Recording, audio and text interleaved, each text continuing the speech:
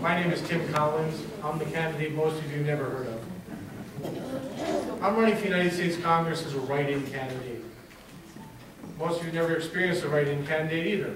It means when you go to that voting booth in November or on October 18th, you have to do two steps. Push write-in, and then looking at the list of write-in candidates, and I promise it's a short list, type in my name, Tim Collins. Why am I running and who am I? Those are probably the two biggest questions. How many of you are parents? Raise your hands. How many of you own a home? How many of you have given up vacations to send your children to college? How many of you worked your tail off to make that mortgage payment every month? No matter what it took. That's why I'm running for Congress. I've done all those things. I think our country can be seen in two ways today. It's either doom and gloom with billions in debt, or it's what are we going to do about it to return to where we belong. So my platform is real simple. I want to restore fiscal responsibility to the budget process. If there's going to be a change, it needs to take place in the House, where the rules are, they make the rules. I want to restore our industrial capacity through our different policies on trade. I want to refocus our military on our national defense. For 65 years, we've been the defense industry of all the free world. It's time to take it in. And I want to address social issues openly and honestly. I don't like backdoor deals. I don't like when legislation is buried in the appropriations bill on a social issue, as was recently attempted. I think you stand up and be counted. This is what I stand for. All my platform, all my positions is based on one concept. Do our positions, do our laws move us forward towards an ideal our founders wanted with this country, individual liberty and equality. Thank you.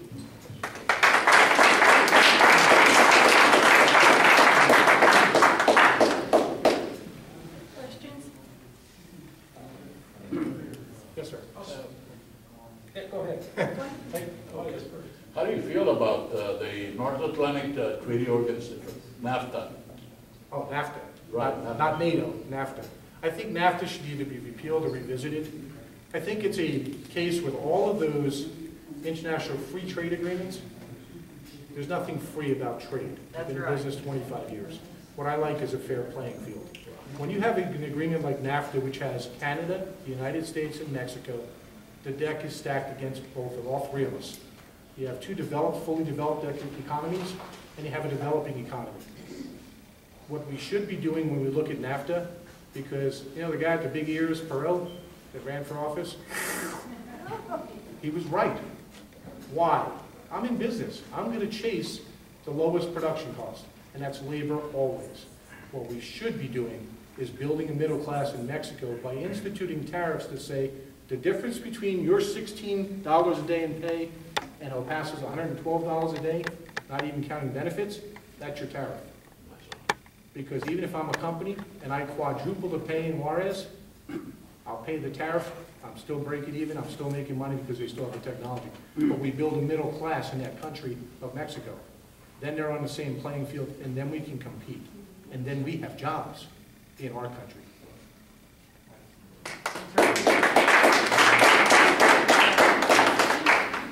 Yes, what is your background? What do you want? I'm married 25 years. I have 3 children, one 24, one 21, one 16. I have a master's degree in administration and supervision. I completed 9 additional graduate credits in education at UTEP. I have a bachelor's degree from Rutgers University in U.S. history. And I've been working in business since I was 20 years old. I guess it's important everybody wants to say this. Yes, I'm a military veteran. I served 5 years in the United States Air Force. I left on it. I'm a small business development manager. It means it's a fancy title. I manage 6 people in a business involved in distributing industrial equipment to the maquila industry, compressed air systems, nitrogen systems, breathing air apparatus, designed engineered systems. Very small business. It's a real small business. How do you feel about the United States participation in the United Nations? You know, I have real mixed feelings on that. As a historian, and I say I'm a historian, the United Nations as creations was the best ideals of the United States. Let's work it out without killing each other. and let's look towards freedom. But I think it's become a hotbed of nonsense.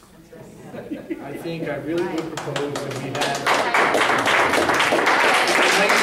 democratic nations versus the United Nations. That's right.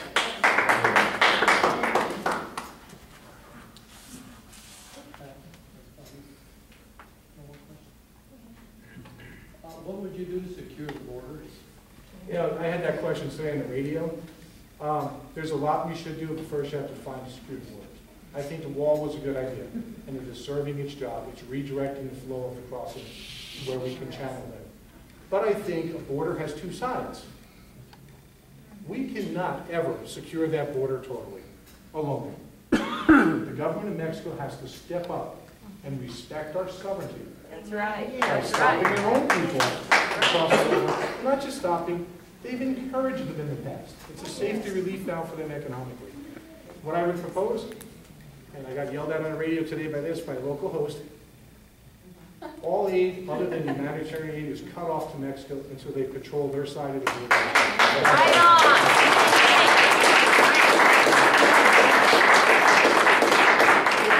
I got 1 minute to close.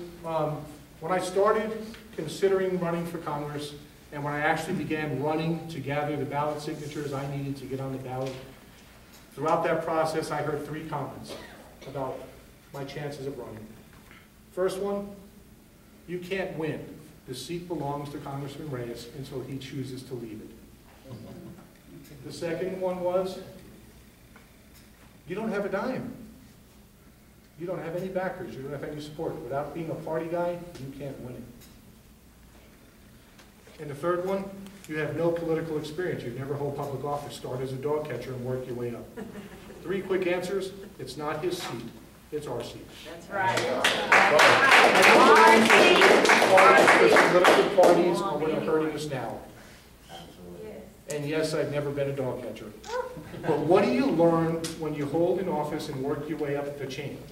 You learn to become a politician. The lessons I needed, my father and mother in life have taught me. I know how to be a representative because I've never been anything but. Thank you very much.